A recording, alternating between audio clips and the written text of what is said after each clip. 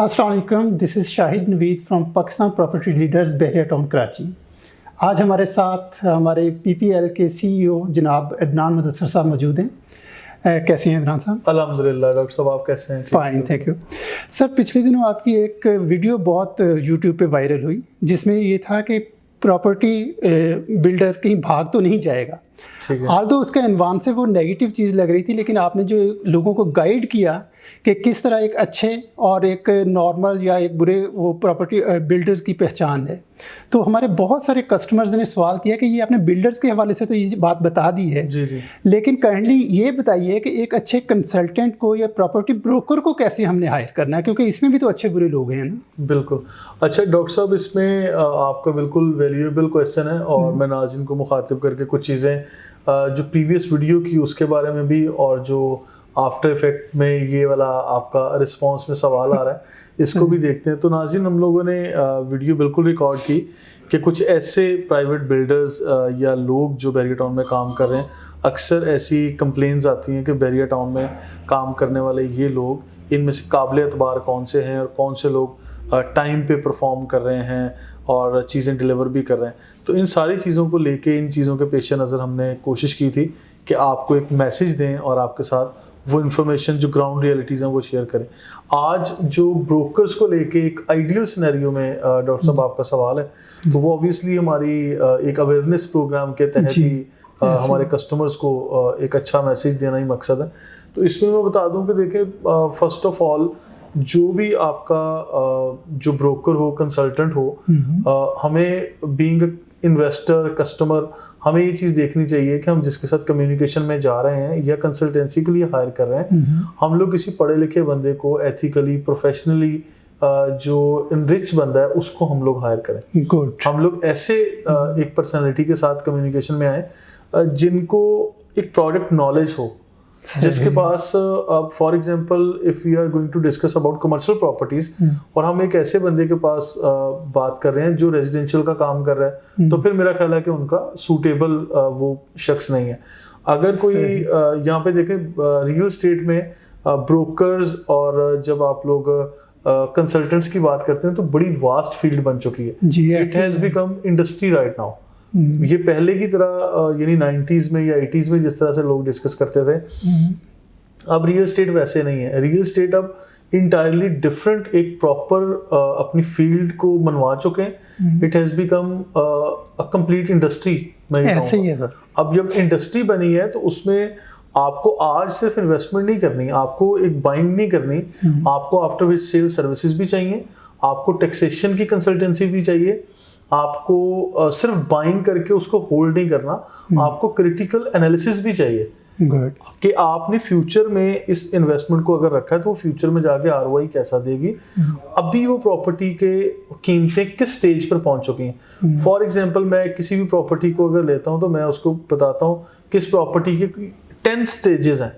तो डॉक्टर साहब, जब इसकी 10 स्टेजेस अगर हमने डिफाइन की तो आज हमने बताना है कि वो किस स्टेज पर आज की प्रॉपर्टी जिसमें मैं आपकी इन्वेस्टमेंट करवा रहा हूँ। फॉर एग्जांपल, वो 10 स्टेजेस क्या हैं? वो 10 स्टेजेस कुछ इस तरह से हैं कि आपने एक प्रॉपर्टी परचेज की किसी भी सोसाइटी में, वो बहरिया टाउन है या बहरिया टाउन जैसी कोई भी सोसाइटी है जिसमें हमने शुरू में बुकिंग में फाइल्स के तौर पे हमने कोई प्रॉपर्टी परचेज की, फिर बैलेटिंग का प्रोसेस आया, फिर उसकी डेवलपमेंट का प्रोसेस आया, फिर जब प्रॉपर नंबर एलोकेट हो गया आपकी प्रॉपर्टी का, उसके बाद वहाँ पे लोगों ने घर बनाने शुरू कर दिए, फिर चंद एक प्लॉट खाली हैं, चंद एक प्लॉट्स पे घर बन गए, यानी एक पॉपुलेटेड एरिया कंसीडर हुआ, फिर एक प्लॉट ने एक बिल्डिंग की शक्ल अख्तियार की, फिर उसको आप लोग यानी जब मैच्योर प्रॉपर्टी होने जा रही होती है आप लोग एक अलग प्राइस पे बेचते हैं।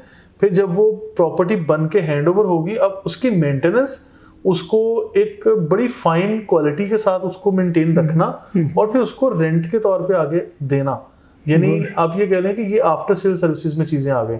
गुड। इस चीज़ का कोई आम शख्स को, इवन मुझे ये चीज़ का अंदाज़ा नहीं था कि कम इतनी सर्विसेज ये प्रोवाइड कर सकते हैं या करते हैं। बिल्कुल करते जो हैं। भी अच्छे ब्रोकर्स या कंसल्टेंट या फर्म्स हैं जी, तो वो उनका क्राइटेरिया ये होना चाहिए कि ये कितनी सर्विसेज इनमें से वो प्रोवाइड कर रहा है। एग्जैक्टली। और शायद भी इसमें एक और चीज़ ऐड करता चलूँ कि जस्ट अब ये there is not a single question of property buying.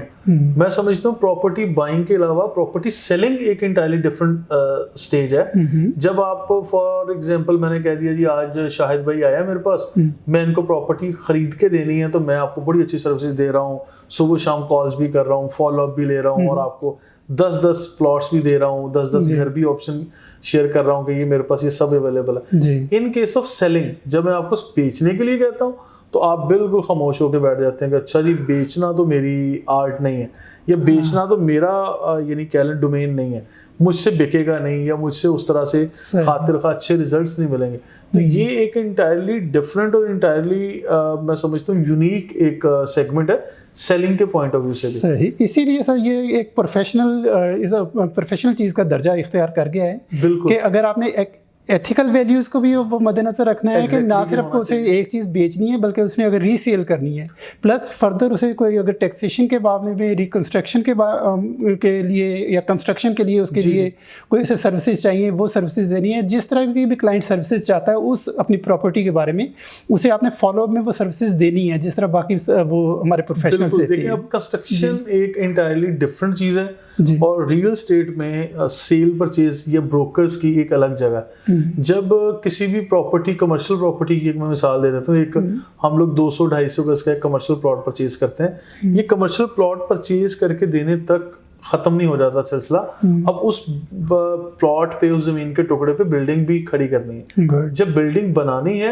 फिर कंस्ट्रक्शन डिपार्टमेंट को इन्वॉल्व करना है। तो आज पीपीएल टीम अपनी कंस्ट्रक्शन विंग को भी इन्वॉल्व करती है कि हम लोगों ने अल्हम्दुलिल्लाह एक डिफरेंट टीम डिजाइन की है, प्रैक्टिस कर रहे हैं, जो रेजिडेंशियल और कमर्शियल बहुत सारे ऑप्शंस भी दे चुके हैं जो आज मार्केट में चल भी रहे हैं और हमारे कस्टमर्स को सर्विसेज भी मिल रही हैं। फिर आफ्टर सेल सर्विसेज, अच्छा इन सारे कामों में जो ज्यादा टफ जॉब है वो कंस्ट्रक्शन वाला फेज है, जब आपको लेबर क्लास से इंटरेक्ट करना पड़ता है। तो मैं समझता हूँ कि हमारे कस्टमर्स के लिए इसी चीज को जरा आसान करने के लिए मैं कह सकता हूँ कि जब चीजें बेहतर आती हैं तो फिर उनको जरा स्मूथ लाइन करने के लिए हमारी ये टीम्स काम कर रही हैं।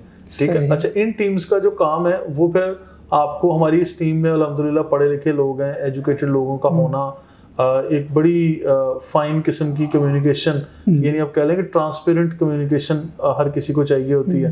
फिर आपको आपका पैसा लग रहा है तो आप किस क्वालिटी का मटेरियल लगा रहे हैं, वो क्रॉस क्वेश्चनिंग आपको करने का बेसिक राइट आपसे ख़त्म नहीं किया जाएगा, वो आपसे शेयर किया जाएगा। आपकी उसमें ओपिनियन भी ली जाएगी, आपकी इन्वॉल्वमेंट भी ली जाएगी कि आप फॉर एग्जांपल बिल्डिंग बना रहे हो, उसमें फ्लोरिंग किस टाइप की है, उसमें सीलिंग किस टाइप की है, उसमें इलेक्ट्रिकल इक्विपमेंट, होम अप्लायंसेस, वो किस टाइप की चीजें लग रही हैं, वो आपकी इनपुट 100% उसमें चाहिए होगी। सही। और सॉरी बात काट रही है, और इन्हीं चीज़ों से मेरे ख्याल में एक कंसल्टेंट की या एक फर्म की जो है रिप्यूट बनती है मार्केट में। लोग अगर पूछते हैं कि अच्छी या बुरी रिप्यूट क्या है तो इन्हीं चीज़ों से रिप्यूट बनती है। देखें आजकल तो बड़ा आसान है, आप ऑनलाइन जाके रिव्यूज पढ़ लेते हैं, फॉलोअरशिप होती है, और फिर चीज़ों को जब आप देख रहे हैं तो आपको फीडबैक बड़ा अच्छा मिल रहा है। आप लोग जाके यानी रिकमेंडेशंस कस्टमर्स की पढ़ लेते हैं कि किसी फर्म को वो रिकमेंड कर रहे हैं नहीं कर रहे हैं।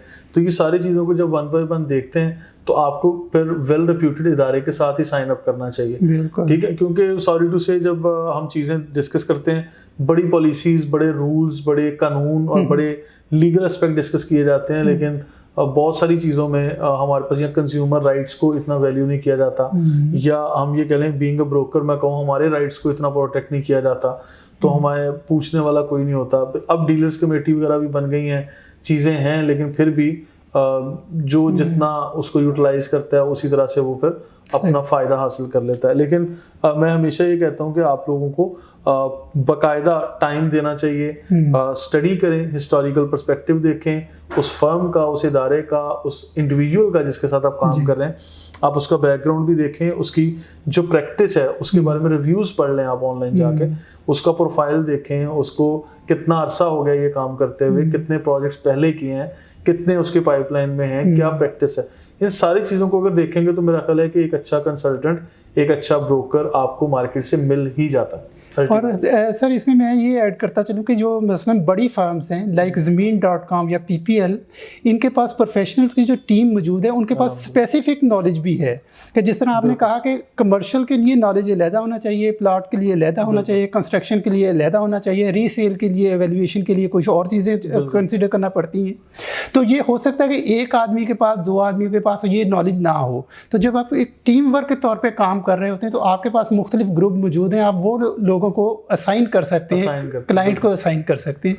तो ये भी एक स्ट्रेंथ होती है एक ऑर्गेनाइजेशन की मेरे ख्याल में, कि जिसके पास स्टाफ ज़्यादा है और वो वेल क्वालिफाइड स्टाफ है। बिल्कुल। और इसी चीज़ों में देखें, जब आप डिपार्टमेंट अलग अलग बनाते हैं, उसका पर्पस ये होता है division of work, just tackle down the duties, और फिर यानी just to take the result in shortest time frame. अगर हमारा कस्टमर कुछ चीज़ प्रॉपर्टी बेचने के लिए आया और यहाँ पे 10 एजेंट्स बैठे हुए और उनको प्राइस ही ऑफर नहीं कर पा रहे, तो वहाँ फिर मेरा ख्याल है नेगेटिव आ जाता है ना, आपको कमेंट्स नेगेटिव आएंगे। पॉजिटिव वाइब्स या पॉजिटिव सिग्नल्स उस वक्त मिलेंगे जब आप कोई भी एजेंट जब वो प्रॉपर्टी बेचने के लिए डिस्कस करता है और वो with in shortest time frame आपको अपने कस्टमर को सर्व भी कर रहा है, फिर वो फटाफट आपको ऑफर भी लेके देता है, आपको सर्विसेज दे रहा है। बिल्कुल उसी तरह जब आपको उस प्रॉपर्टी को बाय करते वक्त ये चीजें लेके दी थी। बिल्कुल। तो मेरा ख्याल है कि यही बेसिक पॉइंट्स हैं जो हमने डिस्कस कर लिए हैं, जिस पे आप एक अच्छे शानदार किस्म के ब्रोकर का इंतखाब कर सकते हैं। और इसी वजह से सर मैं देख रहा हूँ कि आजकल के हालात में जब लोग कह रहे हैं कि मार्केट में काम नहीं है, लेकिन आपके PPL के ऑफिस में रोज़ाना लोगों का काफ़ी लोगों का आना जाना है और जिनकी डील होती है, तो शायद उसका मेरे ख्याल में क्रक्स यही है कि आप ये शायद राज ही रहता कि जिन प्रैक्टिसेस पे आप अमल कर रहे हैं मार्केट में, शायद वो लोग दूसरे उस पर अमल ना कर रहे हैं। इनफैक्ट देखें, चीज़ें ये होती है कि आज मार्केट बायर्स फेवरेट मार्केट है, सेलर फेवरेट नहीं है। लेकिन इसके बावजूद जो आउटर फैक्टर्स होते हैं, यानी जो हमारी न्यूज़ चल रही है कि हमारा मुल्क डिफॉल्ट कर जाएगा, पॉलिटिकल स्टेबिलिटी नहीं है, डॉलर एप्रिशिएट कर गया, महंगाई हो गई, वाहिद रियल स्टेट एक प्रोडक्ट रह गई है जिसका ग्राफ नीचे से नीचे चलता गया।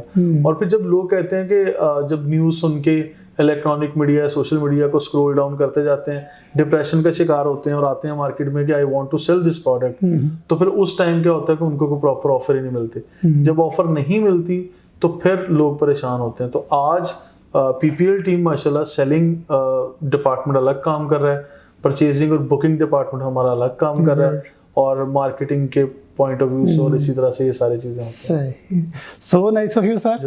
उम्मीद है कि नाज़रीन आपकी क्वेरी का जवाब तो मिल गया होगा और आपको ये चीज़ें भी अंदाज़ा हो गया होगा कि एक प्रोफेशनल कंसल्टेंट में या प्रोफेशनल कंसल्टिंग फर्म में क्या क्या क्वालिटीज़ होनी चाहिए, उनके स्टाफ की ट्रेनिंग किस तरह होनी चाहिए, और अगर आपने किसी भी कंसल्टेंट को हायर करना है तो आपके लिए एक बेंचमार्क है कि मिनिमम उनमें से जिसमें भी ये क्वालिटीज़ होंगी वो आपकी रिक्वायरमेंट को ज़्यादा पूरा कर सकेगा।